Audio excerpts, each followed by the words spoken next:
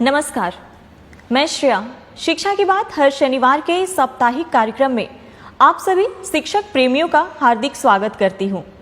हर शनिवार की तरह एक बार फिर आप सभी शिक्षकों के द्वारा पूछे गए सवालों के साथ हमारे बीच मौजूद हैं शिक्षा विभाग के अपर मुख्य सचिव doctor S Siddharth sir. Sir, बहुत बहुत स्वागत है आपका। सर, आज का जो सबसे पहला सवाल है जिला पुरुषों के ट्रांसफर से संबंधित है। नमस्कार एससीए सर, मेरा प्रश्न अंतर जिला पुरुषों के ट्रांसफर से संबंधित है। पिछले एपिसोड 13 में सर आपने कहा था कि केवल अंतर जिला महिलाओं का लिस्ट आना बाकी है, तो क्या अंतर जिला पुरुषों का ट्रांसफर नहीं होगा, और अगर होगा तो कब तक उम्मीद कर सकते हैं? देखिए, आपको जानकर ही होगा कि आज हम लोगों ने करीब 1,30,000 टीचर्स का हम लोगों ने विद्यालय में पोस्टिंग की प्रक्रिया शुरू की है। हम लोगों को करीब 1,90,000 आवेदन पत्र प्राप्त हुए थे और 1,30,000 का एक्चुअल स्कूल अलॉटमेंट शुरू हुआ है। ये पूरी प्रक्रिया करीब 15 दिन लगेगा और डीओ सब इसी में लगे हुए हैं। डीओ को ये काम दिया गया है और कर रहे हैं। ये बात मैंने कभी नहीं कहा कि पुरुषों का स्थानांतरण नहीं होगा, और जैसा कि आप आंकड़ों से देखते हैं कि करीब इसमें भी हम लोगों ने करीब 8 से 9,000 पुरुषों का नाम इसमें शामिल किया है, पुरुष टीचर। देखिए, जब भी स्थानांतरण किया जाता है तो 2-3 बातों का बहुत ध्यान रखा जाता है। इतनी बड़ी संख्या एक तो है, 1,90,000 है और आवेदन पत्र हैं। हम लोग 2-3 चीज़ें देखते हैं। पहले तो है वैकेंसी होनी चाहिए, जहाँ पे टीचर मांग रहे हैं वहाँ वैकेंसी होनी चाहिए। और दूसरा ये देखते हैं कि जो हमारा इंटर डिस्ट्रिक्ट जो स्टूडेंट टीचर रेशो है, मतलब जो छात्र और टीचर अनुपात है, उसको भी हम लोग ध्यान देते हैं। अभी तक जो ट्रांसफ़र हुए हैं करीब वो 1,30,000 का जो जिला आवंटन किया गया है, अगर उस आंकड़े को देखेंगे तो आपको आश्चर्य होगा कि ऐसे भी ज़िले हैं जहाँ 20 छात्र पे एक टीचर हैं, और ऐसे भी ज़िले हैं जहाँ 44 छात्रों पे एक टीचर हैं। तो आप देखिएगा कि पूरे राज्य में कितना, मतलब इस अनुपात में भी अंतर आ गया है कि एक तरफ 20 छात्र पे एक टीचर हो गए, एक तरफ 44 छात्र में टीचर हो गए। भाई इस कारण से हुआ है क्योंकि जो टीचर उन ज़िलों में थे जहाँ पे 44 छात्र पर टीचर थे, वो सब ऐसे ज़िलों में चले गए हैं जहाँ पे पहले ही टीचर बहुत ज़्यादा थे। तो एक तो हम लोगों को ये मेंटेन करना पड़ता है। पूरे राज्य का औसतन है 30 छात्र पर टीचर हैं। तो हम लोग को ये नियंत्रण रखना पड़ता है कि ऐसा ना हो कि अचानक एक ज़िला ऐसा हो जहाँ पे 10 छात्र हो जाएंगे एक टीचर पे। और जैसे ही ये ट्रांसफर्स होते हैं, देखिए एक चीज़ आपको सभी को सोचना भी चाहिए कि जहाँ से टीचर हटते हैं वहाँ स्कूल बंद भी होने लग जाते हैं। मतलब क्योंकि टीचर की कमी हो जाती है, जहाँ पे 5 टीचर थे अब 2 टीचर हो जाएंगे, तो स्कूल भी बंद होने लगते हैं। तो एक और जहाँ पे टीचर्स की अपनी व्यक्तिगत समस्याएं हैं, वहाँ पे सभी को छात्रों की भी समस्याओं को समझना चाहिए। मतलब छात्र भी, मतलब जहाँ उसको 5 टीचर आज थे, जैसे ही वो टीचर स्थानांतरण होकर चले जाएंगे उसके बाद 2 टीचर बच जाएगा, और वही 5-6 क्लासेस जो हैं वो अब 2 टीचर पढ़ाएंगे। तो कितना कठिनाई छात्र को होगा। तो ये सब देखते हुए हम लोग करते हैं। फिर भी हम लोगों ने 1,30,000 टीचर्स अकोमोडेट किए हैं, और सबसे ज़्यादा जो हम लोग का प्रेशर है, जो सबसे ज़्यादा टीचर्स का स्थानांतरण का जो दबाव है, वो है पटना ज़िला में। और पटना ज़िला में इतना ज़्यादा दबाव है, ऐसा लगता है जैसे, मतलब एक अनुमान हम कहेंगे कि 15,000 टीचर जो हैं और पटना की तरफ जिला का ऑप्शन दे चुके हैं। तो इतनी बड़ी संख्या में जैसे ही 15,000 टीचर हम लोग अकोमोडेट करने की कोशिश करते हैं, तो आप अनुमान लगा सकते हैं कि मतलब स्टूडेंट और टीचर रेशो पूरे राज्य का कितना मतलब अजीब हो जाएगा। तो हम लोग कोशिश कर रहे हैं। हम लोग जहाँ जहाँ पुरुषों ने मांगा, जहाँ पर वैकेंसीज थी, जहाँ जहाँ टीचर्स कम थे, हम लोगों ने वहाँ ज़िलों में पुरुषों को भी हम लोगों ने अकोमोडेट किया। अभी उनके इनबॉक्स में दिख नहीं रहा होगा, 1-2 दिन में वो भी पुरुषों में भी दिख जाएगा। तो धीरे धीरे जैसे जैसे वैकेंसीज आती जाएंगी या हम लोग को दिखने लग जाएंगी, हम लोग करेंगे। तो मैंने कभी ये नहीं कहा कि पुरुषों का नहीं करेंगे, हम केवल यही एक कंस्ट्रेंट है कि हम लोग शिक्षक छात्र अनुपात देखते हैं और वैकेंसी देखते हैं, और जैसे जैसे होगा होगा। लेकिन टीचर्स को भी समझना चाहिए कि छात्रों पर क्या गुजरती है और कितना कष्ट हमारे छात्रों पर होता है। सर, अगला सवाल है, आदरणीय अपर मुख्य सचिव शिक्षा विभाग पटना बिहार, ज्ञातव्य है कि आपके द्वारा गठित समिति के निर्देशानुसार पिछले अप्रैल माह में लगभग 17,000 के आसपास शिक्षकों के स्थानांतरण हेतु जिला आवंटित कर दिया गया है, परंतु विद्यालय आवंटन की प्रक्रिया अभी भी अपूर्णता की ओर है। महोदय, अनेकानेक शिक्षक व शिक्षिका के पुत्र व पुत्री का नामांकन नए सत्र में नए विद्यालय में होने हैं। विद्यालय आवंटन की प्रतीक्षा में टकटकी लगाए बैठे अनेक शिक्षक व शिक्षिका अपने पुत्र पुत्री और प्रतिपाल्य का नामांकन नहीं करा पा रहे हैं। महोदय से विनम्रता पूर्वक अनुरोध है कि जिन शिक्षक व शिक्षिका का जिला आवंटन हो चुका है उन्हें यथाशीघ्र विद्यालय आवंटित कराने की महती कृपा करें। आपका ही अपना सेवक। देखिए, ये ज़रूर है कि थोड़ा विलम्ब हुआ है सभी को अपना विद्यालय अलॉटमेंट का, लेकिन मैं चाहूँगा कि सभी शिक्षकों को इसकी प्रक्रिया की भी थोड़ी जानकारी देना चाहता हूँ कि किस प्रकार कितना कठिन होता है ये स्कूल आवंटन का प्रक्रिया। देखिए, अगर कोई नया टीचर आता है, जैसे TRE 3 आपने देखा होगा, हम लोगों ने प्रखंड मांगा और सबको अलॉट कर दिया। ये बहुत सिंपल प्रक्रिया है कि नया टीचर आया और उसको स्कूल में। लेकिन यदि कोई TRE 1 और TRE 2 जिसको पूर्व में पहले ही स्कूल आवंटित है और वो ऑलरेडी पदस्थापित है, स्कूल में संचालित है, उसका ट्रांसफ़र सबसे डिफ़िकल्ट काम है, क्योंकि उसको उस स्कूल से हटाना है, दूसरे स्कूल में ले जाना है, और 38 जिलों से टीचरों को चलना है, मतलब शिफ्ट होना है, और 38 जिलों में पोस्टिंग करना है। मतलब आप अगर उस शीट को देखेंगे, जब शीट देखते हैं तो बिल्कुल भयावह दिखता है। 1,90,000 टीचर जो पूर्व में किसी व्यवस्था से पोस्टेड थे और अपने अपने जिलों में पोस्टेड थे, कोई भी ऑर्डर से, जिस भी ऑर्डर से हो, रैंडम कर दिया गया हो या अन्य है, उस पूरी व्यवस्था को जब हम लोग फिर एक बार रिकैलकुलेट करते हैं और ऑप्शन के हिसाब से 1,90,000 अभ्यावेदन में से हम लोग करीब 1,30,000 हम लोग निकाल पाए हैं। 1,30,000 का मतलब ये है कि 1,30,000 टीचर इधर से उधर जा रहे हैं, मतलब स्कूल से दूसरे स्कूल जा रहे हैं, ये टीचर उधर से उधर जा रहा है।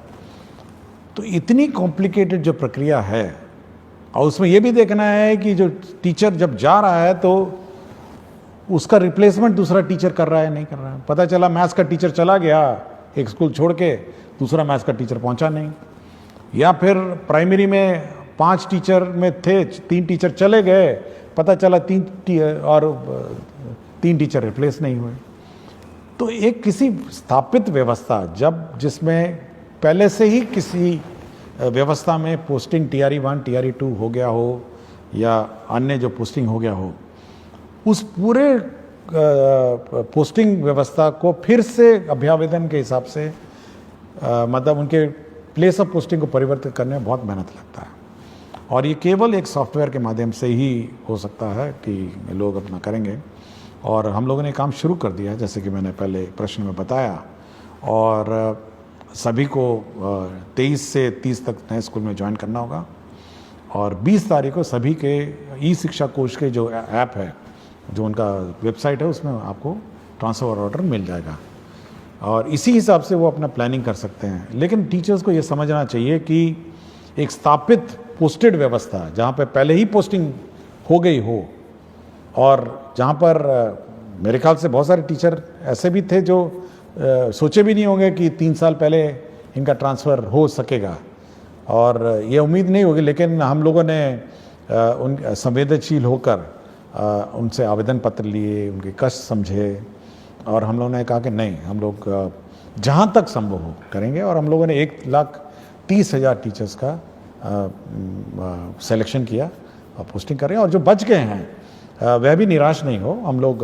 बाद में अब फिर रिकैलकुलेट करेंगे, जब सब टीचर्स पोस्टेड हो जाएंगे एक बार रिकैलकुलेट करेंगे और फिर इसका फिर वो पोस्टिंग का फिर हम लोग प्रक्रिया आरंभ करेंगे। और मैंने ये भी कहा है कि जो छूट गए हैं किसी कारण से, पूर्व के TRE 1 TRE 2 और सक्षमता हो, वो अपना एप्लीकेशन विड्रॉ भी कर सकते हैं और रीअप्लाई कर सकते हैं, ये मैंने कहा है। तो हम लोग बहुत ही संवेदनशील रहते हैं टीचर के उद्देश्य से, बट यह भी एक बैलेंस बनाना पड़ता है।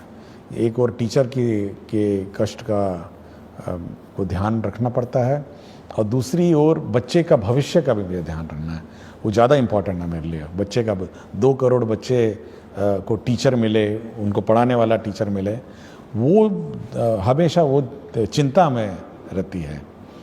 टीचर का ट्रांसफ़र बड़ा आसान काम है, लेकिन बच्चे को एक शिक्षक देना ये बड़ा डिफ़िकल्ट काम है। तो ये बैलेंस बनाकर हम लोग चलते हैं, इसलिए टीचरों को निराश नहीं होना चाहिए। सरकार संवेदनशील है और मैं चाहूँगा कि वो लोग सभी टीचर्स नए पदस्थापन स्थान पे जब जाएंगे तो नए बच्चों को पढ़ाएंगे और उनका भविष्य देखेंगे। सर, एक अनिल कुमार सिंह, प्रभारी प्रधानाध्यापक, आदर्श बालिका +2 उच्च माध्यमिक विद्यालय रामगढ़ से हैं। कहते हैं, एसीएस सर को सादर प्रणाम। आपका व्यक्तित्व संवेदनशीलता और शिक्षा में सुधार के प्रति आग्रह प्रेरित एवं प्रभावित करता है। सर, मेरे 2 सवालों में प्रथम सवाल है कि क्या विद्यार्थियों को डीबीटी के माध्यम से राशि उपलब्ध कराकर बाजार से किताबों की खरीद की व्यवस्था की जा सकती है? सर, मेरे विद्यालय को PM श्री विद्यालय बना दिया गया है।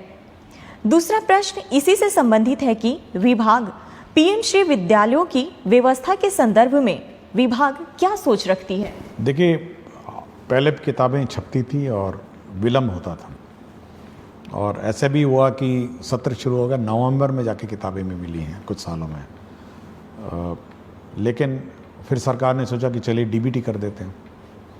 देखिए, डीबीटी में एक बहुत बड़ी समस्या है। एक तो किताबें मिलना बाज़ार में, और समय पे इतनी सारी किताबें मिलना, मतलब आप समझ सकते हैं 2 करोड़ बच्चे हैं और बच्चों को किताब नहीं मिली, बाज़ार में भी किताब उपलब्ध नहीं हुई, पब्लिशर्स ने प्रिंट नहीं किया और बड़ी ख़राब किस्म की क्वालिटी की किताब मिली।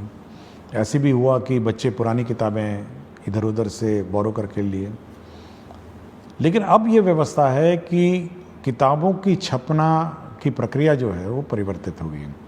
आप देखेंगे, हम लोगों ने, अब कल ही मेरी समीक्षा हुई और हम लोगों ने 1 अप्रैल 2025 में जो किताबें दी जानी हैं उसकी छपाई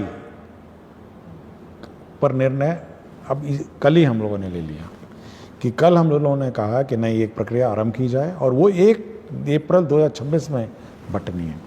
तो आप सोच सकते हैं कि कितना लंबा प्लानिंग इसका होता है, ताकि हम लोग का ये है उद्देश्य है कि सत्र शुरू होने से पहले, मतलब 1 अप्रैल जो स्कूल क्लास शुरू होगी उससे पहले कम से कम 1 महीने पहले किताबें पहुंच जाए।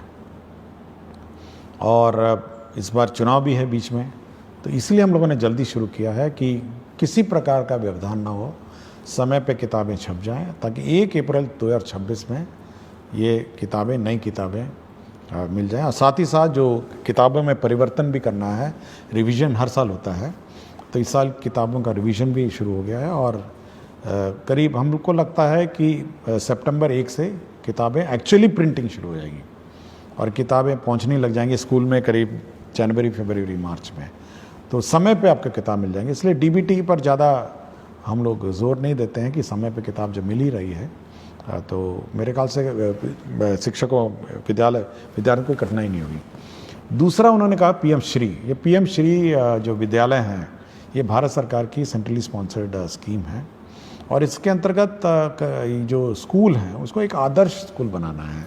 उसके बिल्डिंग कंप्लीट होने हैं, साथ ही इंफ्रास्ट्रक्चर का कंप्लीट होना है, इसके लेबॉर्ट्रीज कंप्लीट होने हैं, साथ ही साथ उसके म्यूज़िक, स्पोर्ट्स, सारे मतलब सभी उसके आयाम उसका कंप्लीट करने हैं। और साथ ही साथ टीचरों का प्रशिक्षण है और उसका जो सॉफ्ट स्किल्स हैं स्कूल में सभी देना है। तो एक परिपूर्ण, मतलब full complete school in all respect, वो बनाने का उद्देश्य है। और मेरे ख्याल से ये बहुत ही अच्छी योजना है PM श्री, हम लोग तो चाहेंगे कि और ज़्यादा हो, बट हम लोग कोशिश कर रहे हैं कि भारत सरकार और सैंक्शन करे। लेकिन इस साल काफ़ी संख्या में पीएम श्री स्कूल सैंक्शन हुए हैं और इसका इम्प्लीमेंटेशन उन्होंने शुरू कर दिया। अगला सवाल डॉक्टर संतोष कुमार राणा एवं समस्त विख्यातागण डायट रामबाग मुजफ्फरपुर से। कहते हैं, महोदय सादर नमस्कार। हम डायट रामबाग मुजफ्फरपुर के विख्यातागण यह जानना चाहते हैं कि जब हमने सेवा पुष्टि हेतु सभी आवश्यक दस्तावेज समय पर जमा कर दिए हैं, विभागीय प्रक्रियाओं का पूर्ण पालन किया है तथा निरंतर निष्ठा व कर्तव्य परायणता के साथ शैक्षिक कार्यों का निर्वहन करते आ रहे हैं, तो क्या विभाग अब हमारी सेवा पुष्टि की प्रक्रिया जो विगत 5 वर्षों से लंबित है को शीघ्रता से पूर्ण करने हेतु आवश्यक और प्रभावी कार्रवाई करेगा? आपकी सकारात्मक एवं शीघ्र पहल की हम अपेक्षा करते हैं। देखिए, ये बड़ा दुखद बात है कि 5 साल हो गए हैं और सेवा संपुष्ट नहीं हुई है। तो जिसने भी विलंब किया उस पर तो कार्रवाई होगी और मैं चाहूँगा कि अगला 1 सप्ताह में इनका समाधान हो जाए। और हम लोग का हमेशा ये रहा है कि जो सेवा पुष्ट है, सेवा संपुष्टि है, अगर कागजात सभी पूरे हो गए होंगे तो संपुष्टि समय पे हो, इससे विलम्ब नहीं हो। और विलम्ब होगा तो संबंधित पदाधिकारी या कर्मचारी जो भी होगा उस पर कार्रवाई होगी। तो कार्रवाई तो होगी, लेकिन काम भी हो जाना चाहिए और 1 सप्ताह में इसको हम लोग करवा देंगे। अगला सवाल अनिल कुमार पांडे, माध्यमिक शिक्षक, उत्क्रमित माध्यमिक विद्यालय धुरलक समस्तीपुर से। माध्यमिक स्तर के गणित विषय को सुलभ व सरल बनाने की भविष्य में विभाग की कोई योजना है? जैसे गणित विषय के शिक्षकों का विशेष प्रशिक्षण, अभ्यास पुस्तिका का विभाग द्वारा बच्चों के लिए उपलब्धता, आधुनिक तकनीक के उपयोग की संभाव्यता या अन्य? देखिए, मैथ्स बहुत इम्पॉर्टेंट सब्जेक्ट है और मैं पिछले बहुत सारे एपिसोड में मैंने कहा है। हम लोगों ने पिछले बार 100 दिन वाला कैंपेन भी चलाया था कि 100 दिन केवल मैथ्स और रीडिंग की क्लासेस, पहले क्लास और दूसरी रहेगी।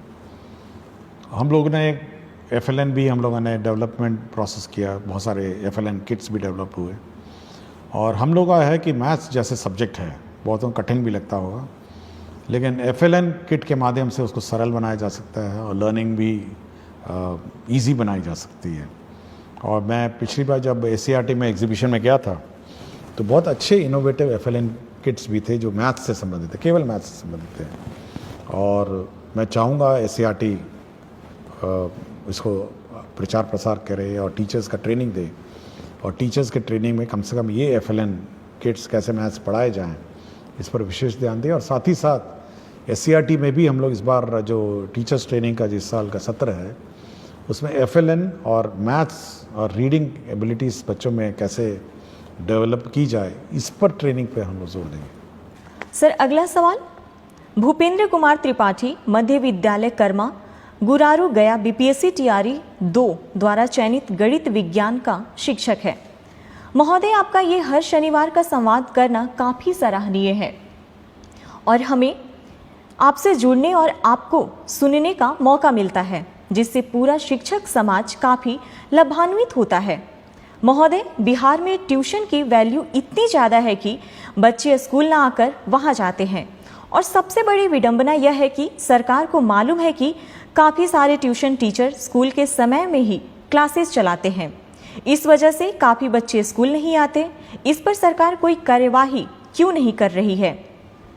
मैं पिछले साल से अब तक कई बार गांव में जाकर और पेरेंट्स टीचर मीटिंग करके लोगों को समझा चुका हूं, परंतु अभी भी बहुत सारे बच्चे रेगुलर स्कूल नहीं आते हैं। इसके लिए सरकार क्या कदम उठाएगी?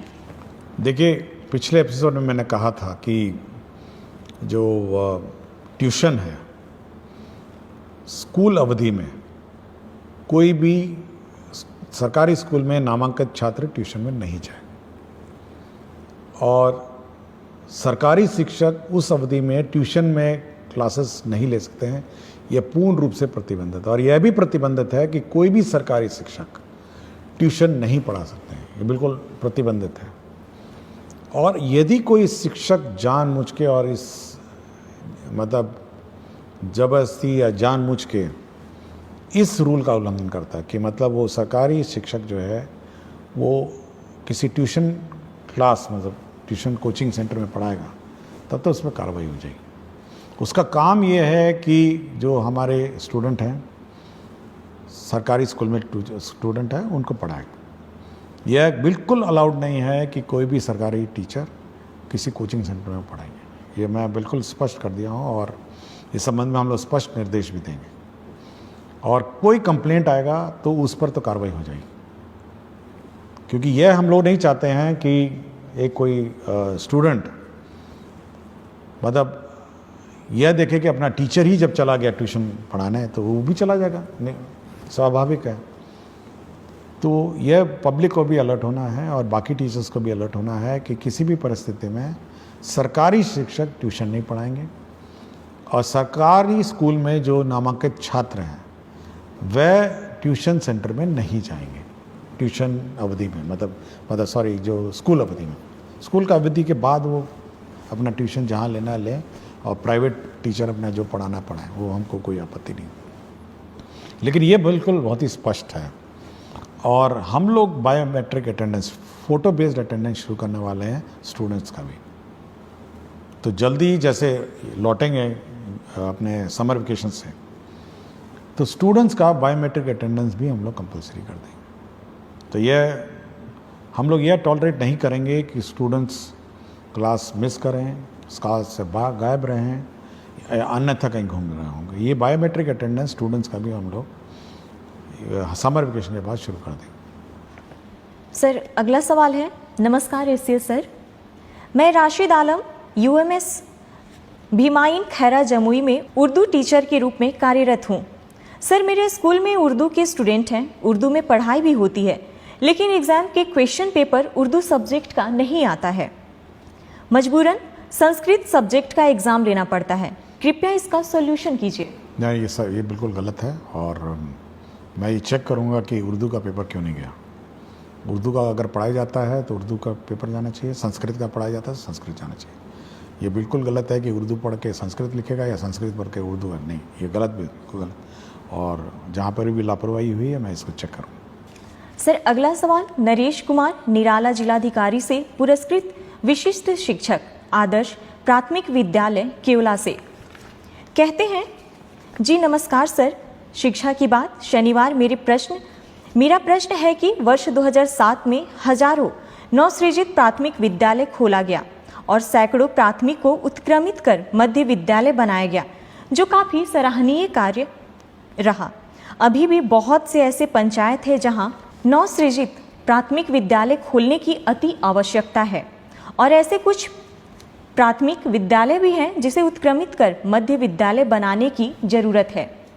कई ऐसे उच्च माध्यमिक विद्यालय 7 वर्ष पूर्व बनकर तैयार है, लेकिन अभी भी उस भवन में कक्षाएं संचालित नहीं हो रही है। जैसे सुपौल जिला के छातापुर प्रखंड के उत्क्रमित उच्च माध्यमिक +2 विद्यालय भीमपुर का 3 मंजिला भवन जो लगभग 7 वर्ष पूर्व बनकर तैयार है, लेकिन आज भी उसमें पढ़ाई नहीं हो रही है। सरकार और विभाग नए प्राइमरी स्कूल खोलने और कुछ प्राइमरी स्कूल को मध्य विद्यालय में उत्क्रमित करने और भवन बने उच्च माध्यमिक विद्यालय में कक्षा संचालित करने पर क्या विचार रखती है?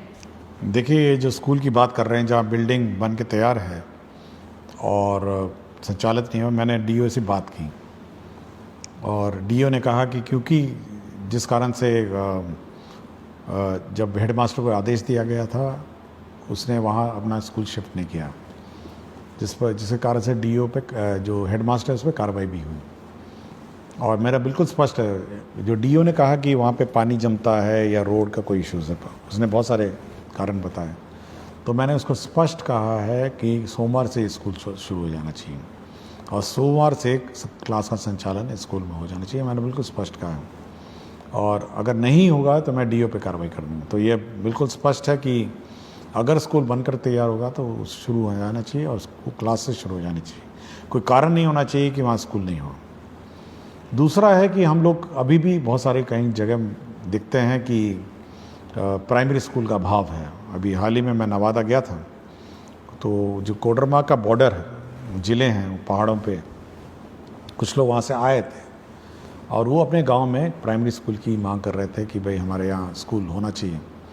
तो ऐसे सब क्षेत्र जहाँ पे प्राइमरी स्कूल पहाड़ी इलाके हैं और जहाँ पे 1 किलोमीटर से कम दूरी वाले क्षेत्र हैं, तो हम लोग उस जितने भी ऐसे रिमोट लोकेशंस हैं और जहाँ पर प्राइमरी स्कूल नहीं है, जो सरकारी नॉर्म है, हम लोग का सरकारी नॉर्म है और हम लोग का सरकार का लक्ष्य है कि प्राइमरी स्कूल्स हों, और जहाँ पर भी बच्चे ज़्यादा हैं या हर पंचायत में हम लोगों ने ऑलरेडी हाई स्कूल में उत्क्रमित कर दिया है, और कोशिश करेंगे कि प्राइमरी स्कूल को भी हम लोग कम से कम मिडिल स्कूल में उत्क्रमित करेंगे। सर अगला सवाल कहते हैं, मेरा नाम संतोष कुमार, ग्राम पोस्ट सरौनी कला, थाना बिहारीगंज, प्रखंड ग्वालापारा, मधेपुरा जिला से हूँ।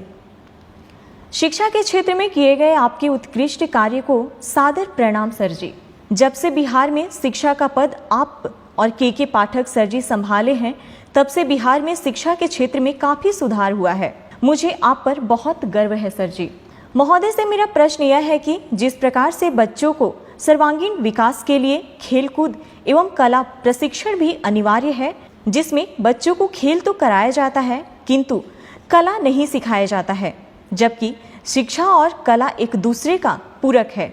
इस प्रकार सर जी से मेरा इच्छा यह है कि जून महीने में जो ग्रीष्मकालीन 20 रोज विद्यालय बंद रहेंगे, तो उस बीच में बेरोजगार कलाकार के द्वारा कला प्रशिक्षण, चित्रकला, मूर्तिकला, हस्तशिल्प, पेपर क्राफ्ट दिया जाए, तो बच्चों चिलचिलाते धूप से बचे रहेंगे और कला भी सीखेंगे। एक बार फिर आप मुख्य सचिव डॉक्टर एस सिद्धार्थ सर जी से सादर प्रार्थना है कि बेरोजगार कलाकार को कुछ मानदेय पर ग्रीष्मावकाश विद्यालय में कला प्रशिक्षण शुरू करने की कृपा की जाए। पूरा ईमानदारी के साथ प्रशिक्षण देंगे। इस मानदेय से हम जैसे गरीब कलाकार की आगे पढ़ाई जारी रह सके। मेरे घर की जिम्मेदारी मेरे ऊपर है। मेरे पिताजी पैर से विकलांग हैं। मेरा इच्छा है कि हम ललित कला शिक्षक बने।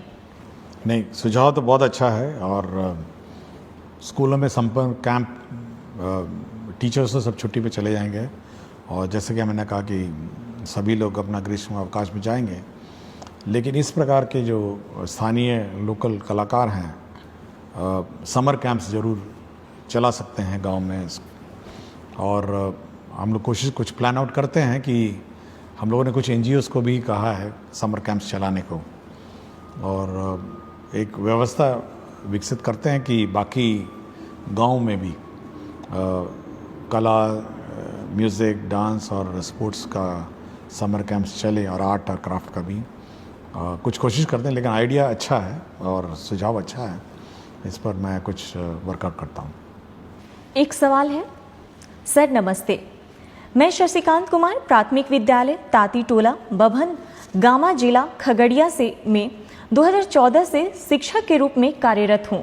मुझे समाज सेवा करना अच्छा लगता है। सरकार के द्वारा किसी प्रकार की योजना सरजमी तक लाना एक कठिन परिश्रम है। बदलते समय में हर व्यक्ति अपने निजी स्वार्थ के कारण सरकार के द्वारा महत्वाकांक्षी योजना को लोगों तक नहीं पहुंचा पाते हैं।